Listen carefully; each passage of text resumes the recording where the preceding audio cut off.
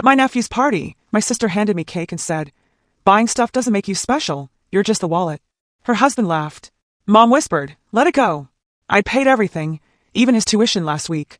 So I set the cake down, took the envelope, and said, "Good luck. I just canceled next semester." Then walked out. Her husband ran after me. Can you imagine being called the family wallet after sacrificing everything for years? Because I can.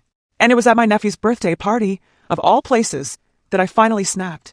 For 7 long years, I've been what my family calls the reliable one. You know the type, right? The one who pays on time, answers every call, shows up when someone's in the hospital, and just generally handles all the behind-the-scenes chaos, so no one else has to. I never asked for that role, never volunteered for it, but I just fell into it. The way most eldest siblings do, I guess. One misbill at a time, one, "Hey, could you cover this just once?" at a time. Eventually, it wasn't a favor anymore. It was just expected. And I let it slide for a long, long time, mostly because it was easier than fighting with them. Until last weekend. My nephew, Tyler, turned 10. He's a sweet kid. Funny, smart, a little quiet in crowds, but he absolutely lights up when he's around animals. I adore him. Every single year, I go out of my way to make sure his birthday is something truly special. Especially since my sister, Jenna, and her husband, Travis, have this habit of planning late and spending even later. Last year, they tried to book a venue the week of the party, and it got canceled the night before. I ended up reserving a backup indoor trampoline park out of my own pocket, $1,600, just to keep the kids from being crushed with disappointment. They never paid me back. Not even a thank you card. This year, I prepaid the venue again. An animal petting farm Tyler had mentioned once in passing. I remembered because he'd lit up when he talked about goats, and I figured, why not? I also chipped in for the cake, the food truck, the rented tables and chairs. None of which Jenna asked for directly, of course. She just texted me things like, "We'll need more chairs, can you take care of that?" Or, "Food truck's asking for a deposit, should I give them your info?" I handled it, because I didn't want Tyler to suffer just because his parents were flaky. But something had been building in me lately. A pressure. A quiet, cold realization that I wasn't appreciated. Just used. And I think I knew, deep down, that this party was going to be the last straw. It started off fine. The kids were running around the yard, the goats were bleating, and Tyler looked genuinely happy, which almost made it worth it. Almost. I tried to stay out of the way, helped set up some tables, tipped the food truck guy a little extra, handed out water bottles. Then came cake time. Everyone gathered near the patio, where Jenna had set up a folding table for the desserts. She had on one of those boho chic maxi dresses, all flowy and bright, like she was auditioning for some Instagram parenting reel. Travis stood behind her with his usual smirk, nursing a plastic cup of soda, and acting like he'd done anything to earn this moment. Jenna cut the cake, passed a few pieces to the kids, and then turned to me with this tight smile, holding out a slice. "Here," she said. "Last I can do since you're always buying your way into being the favorite." I blinked. "What?" She laughed, but there was no warmth in it. "You know, buying stuff doesn't make you special, Aaron. You're just a family wallet. That's all you've ever been." Travis chuckled, like she just said something wildly clever. "It's true, man. Gotta admit, it's convenient. You always swoop in and save the day." I stood there for a second, holding that stupid plate of cake, looking between them. My mom was a few feet away, fussing with napkins. She glanced over, heard enough to know what was going on, and muttered without looking up, "Let it go, Aaron. It's not worth it. Not today. Let it go." Those same words. The same words I'd heard when they borrowed my car and returned it with a busted bumper. When they accidentally used my Amazon account to order a $900 iPad for Tyler's school. When Travis lost his job for the 3rd time, and I co-signed a private school loan because Tyler deserves better. Let it go. Let it go. Let it go. I looked down at the cake, then over at the gift table where a large white envelope sat. My envelope. Inside was a certified check. Final payment on Tyler's next semester at that private academy. They hadn't thanked me. They hadn't even told Tyler it was from me. I'd overheard Jenna telling someone it was a family gift. I placed the plate gently on the table, walked over to the gift pile, and picked up the envelope. "What are you doing?" Jenna asked, half laughing, half confused. I didn't raise my voice. I didn't make a scene. I just said, clear enough for her, Travis, and anyone else nearby to hear, "Good luck covering next semester. I just canceled the payment." She blinked, stunned. "What?" I turned and started walking. "You can't just do that," she shouted, a note of panic creeping into her voice. "Aaron, you promised." "I never promised," I said, not looking back. "You assumed. Big difference." I made it halfway down the gravel driveway before I heard footsteps pounding behind me. I didn't need to turn around to know it was Travis, and I knew, just knew, that whatever he was about to say wasn't going to be an apology. He caught up to me near the gate, slightly out of breath, red-faced. "Hey, come on man, don't do this." We're family. I paused at the word, family. The word they all threw around like duct tape meant to patch over every insult, every manipulation, every broken promise. I turned slowly. Travis stood there, hands on his hips, like he was about to give a pep talk.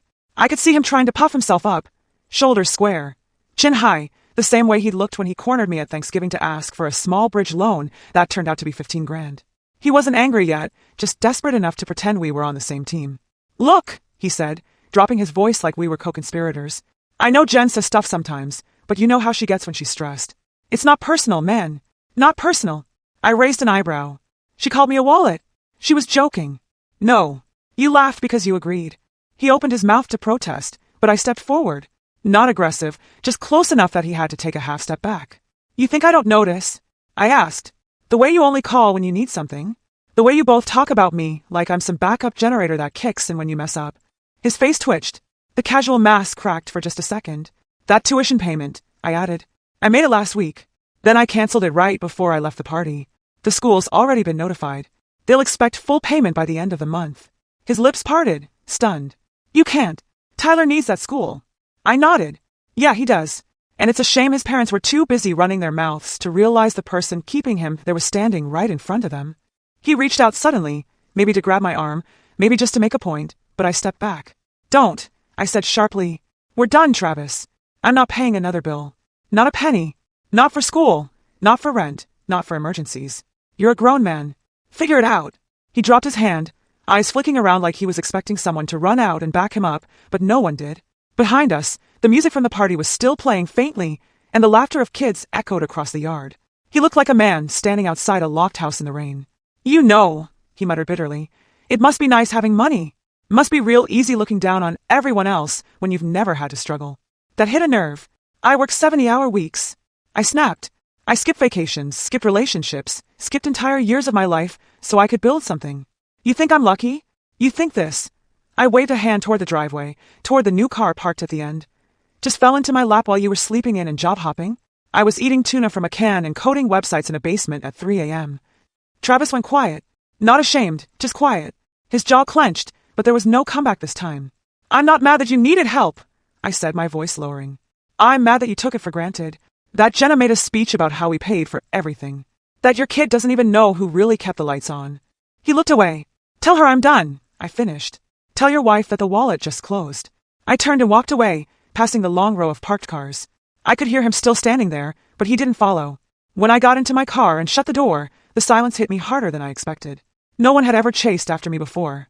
Not when I left family dinners early. Not when I stopped texting back for a week.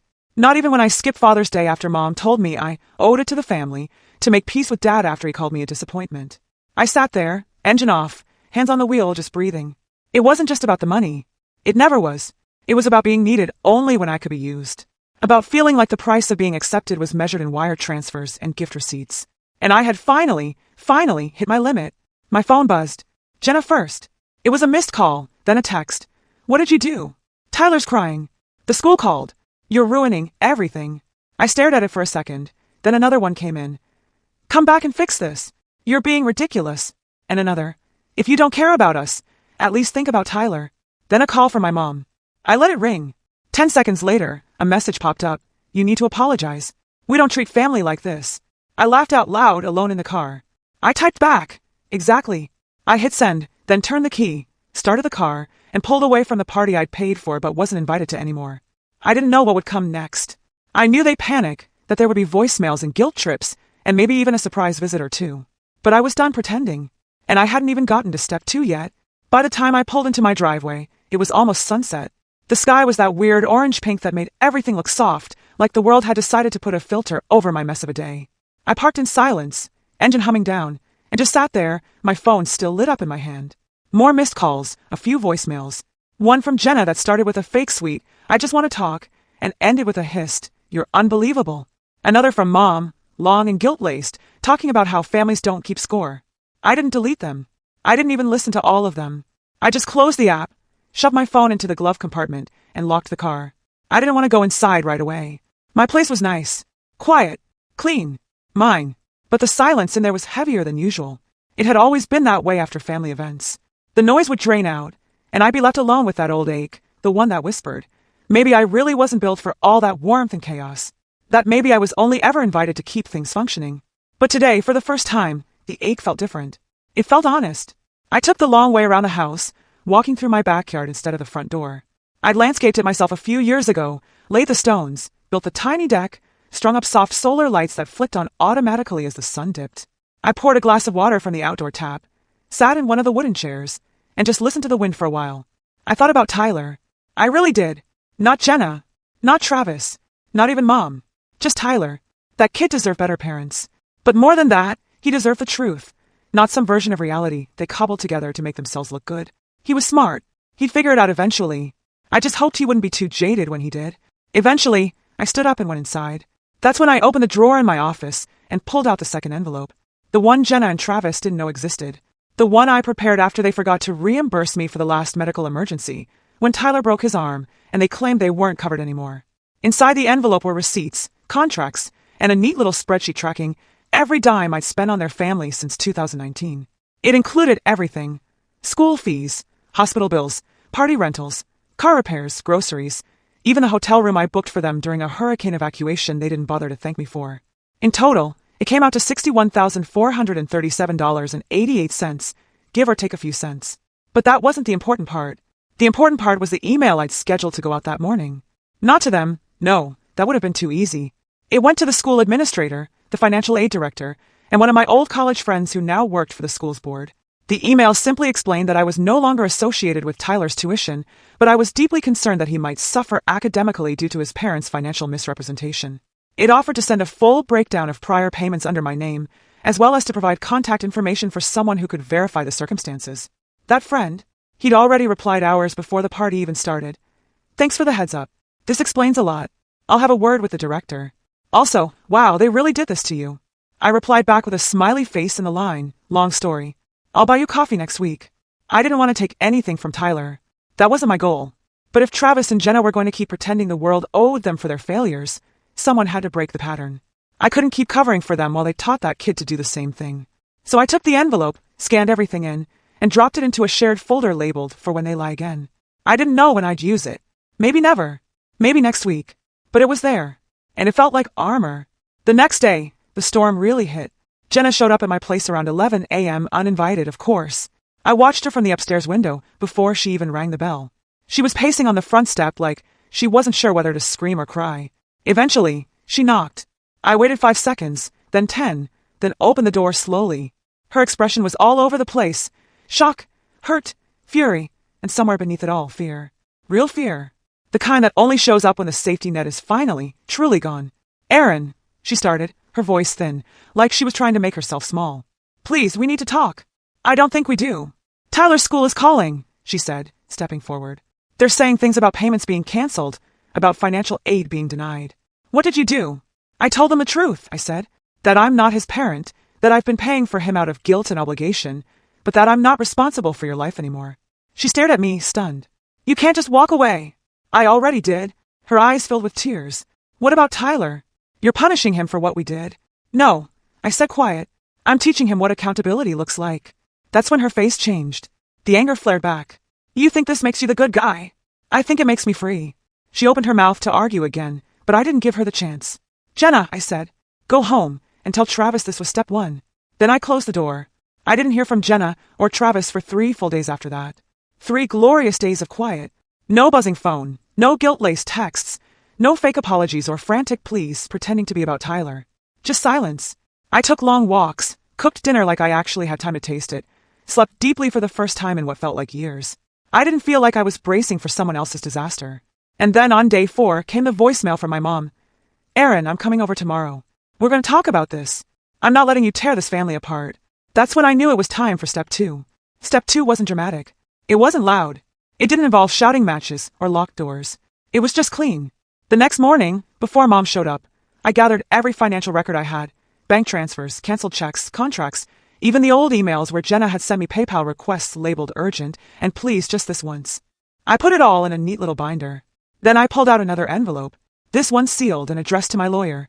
Inside was a notarized letter I'd had prepared a year ago when I first started getting the creeping sense that someday I'd need to protect myself. The letter revoked my informal financial responsibility for any member of my extended family and outlined how no further payments were to be made from my accounts on anyone's behalf, just in case things escalated. It also included a formal notification. As of that date, I was resigning from the trust my dad had named me executive of. Because, surprise, even after all this, they still planned to make me the one responsible for distributing family assets when the time came. No more. I texted my lawyer to confirm receipt. He wrote back. Smart move. About time. Then, with everything filed and sent, I waited. Mom arrived at noon. She didn't knock, just walked in like she always had. That was the first thing I noticed. How normal it felt, how routine. She swept in like this was her house, like I was still 16, and she was here to tell me to clean my room or help set the table. But when she saw the binder sitting on the kitchen counter, her face shifted. What's this? I gestured. Everything I've paid for since 2019. Itemized. Receipts included. I thought it might help make the next conversation easier. She flipped through a few pages, frowning. Why are you doing this? Because you said I was tearing the family apart. I figured if we're going to talk about that, we should look at the facts. She closed the binder and gave me one of those tired mom sighs, the kind meant to imply I was being dramatic, overthinking, ungrateful. You're missing the point, she said. It's not about money. It's about love. About helping each other. I laughed. Is that what this is, Mom? Love. Because if this is what love looks like, I want no part of it. She sat down across from me, her expression hardening. You've always been the strong one, the capable one. That's why we leaned on you. You make things look easy. Maybe we forgot to say thank you every time, but that doesn't mean we didn't appreciate it. That's the problem, I said, calm but sharp. You didn't forget to say thank you. You just decided you didn't need to anymore. There was a long pause. She didn't deny it. I'm not going to ruin my life, so the rest of you can avoid cleaning up yours, I said. I love Tyler, but Jenna and Travis, they crossed a line. Mom shook her head slowly. So what? You're just cutting us all off. I leaned forward. No. I'm just taking back control of my time, my money, my sanity. If you need something, you ask. I'll think about it. But the era of me being the silent safety net? It's over. She looked like she wanted to argue, but she didn't. Instead, she stood, smoothed her sweater, and said, I hope you can live with this. I smiled. I'm counting on it. She left without another word. 2 weeks passed. I didn't hear from anyone. Not even Tyler. Then one evening, I got a knock on the door. Not Jenna. Not Travis. Tyler. 10 years old, wearing his school backpack, standing nervously on my porch. Hey, he said. I don't think I was supposed to come. I crouched down to meet him at eye level. You're always welcome here, buddy. What's up? He hesitated. They're fighting a lot. Mom and Dad. About the school. About money. About you. I nodded slowly. That's not your fault. I know, he said, but didn't sound convinced. I wanted to say thank you. For the party. And the school and stuff. I swallowed. You don't have to thank me, Tyler. I did it because I care about you. He looked down. They said you don't anymore. I placed a hand on his shoulder. That's not true. But sometimes, when adults make bad choices, the people who've been covering for them have to stop. Or else the cycle keeps going forever. Do you understand? He nodded slowly. Then his eyes brightened. Can I still come hang out sometimes? Of course, I said, pulling him into a hug. Anytime. That night, we made mac and cheese, watched an old movie, played cards until his mom called looking for him. She didn't say much, just told me to send him back home. I did, but not before slipping a small envelope into his backpack. Inside was a prepaid debit card loaded with a modest amount and a sticky note that read, 4 books, art supplies, or whatever you want. Not for your parents. Just for you. I didn't hear a word from Jenna after that. But I didn't need to. Over the next few months, things shifted. I stopped answering family group texts that only showed up when someone needed help. I went back to therapy, not because I was falling apart, but because I realized I deserved to process how long I'd spent being the stable one and nothing else. I started traveling, just small trips at first. A cabin near the lake, a flight out to Denver to visit college friends. I left my phone on Do Not Disturb more often than not. At Christmas, I didn't go to the big family dinner. Instead, I took Tyler out for a day in the city, museums, pizza, and arcade. He told me he was thinking about being an architect someday. I told him he'd be great at it. At one point, he looked up at me and said, You seem happier now. And I realized I was. Not because I'd won some big fight. Not because I'd crushed anyone. But because I finally stopped letting guilt dictate my life. I still get the occasional message from Travis, mostly passive-aggressive stuff like, Wish we could have worked this out like adults. Or, Hope you're enjoying your high horse. I don't respond. Jenna stopped pretending completely. I haven't heard from her in months. But that's fine. Let her stew. Let her learn. Let her explain to Tyler one day why his uncle had to step back to keep from drowning. Because I wasn't the villain in this story. I was the one who said no. Finally. And sometimes, that's what being the hero really looks like. Have you ever been the reliable one in your family, only to feel completely used? What was your breaking point? Or maybe you're still in that situation. What would you do? Let me know in the comments below. I'd really love to hear your thoughts.